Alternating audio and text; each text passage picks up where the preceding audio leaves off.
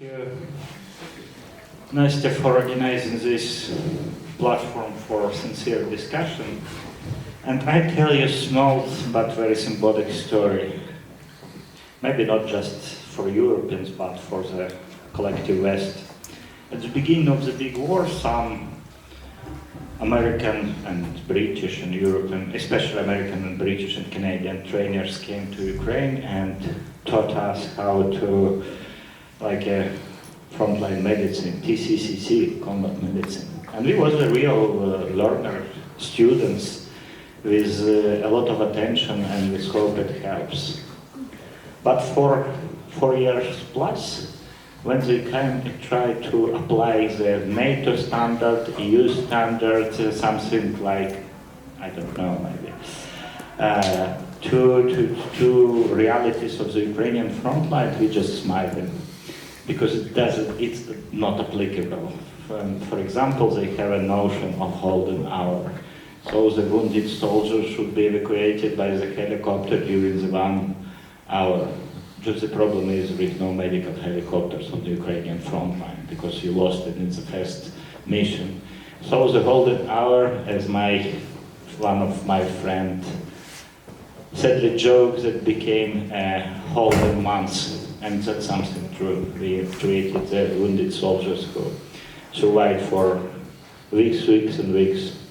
So, and finally, our Western colleagues recognize that Ukraine really is something more than a polygon for the Western weapons and Russian weapons as well, but that we could produce something interesting, promising, and lucrative. First of all, that is associated with drones for sure, but maybe some other issues. But for example, in my modest unit, we use the best, emergency medical equipment on the world. We designed the medical extraction cars which don't have in the American army. We have American medical Humvees, but my medics now hate them. It is not efficient, not secured enough, and so on and so forth. Now we have a far better cars armory for half price of American medical Humvees. So, but now you start to recognize that Ukraine could produce something interesting and not just a polygon, but a producer. But I believe we still capture it by notion, and that's very European notion. If you want to join the EU, you just should adopt acute communautaires for hundreds of thousands of pages. But now Ukraine, like America 2.5 centuries ago, became a laboratory, big laboratory of the future. Not just modern weapons, but because weapons is just an outcome of the very different type of interaction between the people. People who never met each other. The commander of my unit, which is one of the most effective drones units in the civil life, was a producer of the most popular political shows in Ukraine. And when I asked him, we are friends, so we could communicate sincerely. Now he is a deputy head of the Pirogova anti-missiles and anti-air units or department detachment. But anyway, and I asked, what's the secret of this fantastic success? Our units destroyed, now I saw last year was extraordinary. How you succeed to destroy the Russian techniques for $14 billion. $14 billion, so that is. And the answer was unbelievable for any Western civilization. We have just 2 military career guys in our units. So it was civilian people who don't think professionally and just thinking out of the box, as British and American says.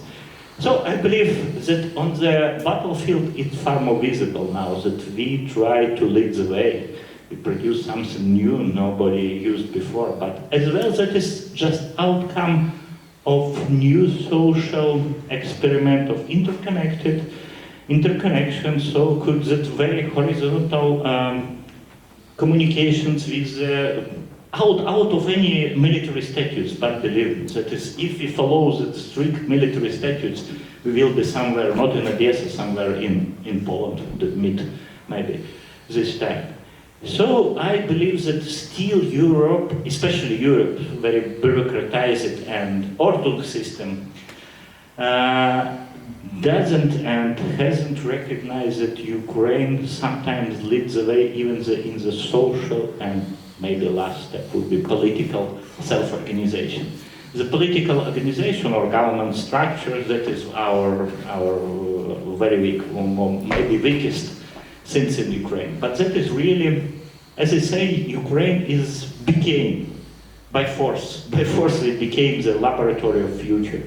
Really, to survive the everyday experiment is in the way we couldn't even imagine 5 years ago, even 6. And because we are so deep pressure, and just we really want to survive as a country, as a nation, as everybody, as persons, we every day, every evening, every hour, we try to find something which works. So every time we check it again, does it work or not? Not does it is formal rules, not does it in NATO or European standard, but we check it against this. So you are survivor or killed. Because the war have very strict rule, change or die. We wouldn't like to die. So we change every day, even if I think half a year back, it was a very different situation from life. So that's why I think I call you to see on Ukraine, to observe Ukraine really as a big experiment. It could succeed and could fail, so that the future is very open in Ukraine. But again, when you try to apply the rules, the traditions, which works quite well in the ordinary time, we just quite often just smile, because maybe we try a lot of these rules, conditions, traditions, algorithms, and will be perceived that it just doesn't work. So, if you want to understand what does it mean Ukraine now, I call it European America, not modern America, which is quite in the big troubles, but America of early America, which was just a great experiment, and nobody knew would it succeed or not. It succeeded finally. And something very similar, I was focused as an academician on the early American, especially constitutional history. So, and sometimes now I look around and say, oh, I knew from the things like that, from the history of not my country. So, that is a great laboratory with a lot of mistakes, but again, our very big difference from Europeans, we understood that we make 10, 15, 20 mistakes, but after that, we do something which is really workable. So that take us as we are now, like a great experiment, pushed by Russia to survive.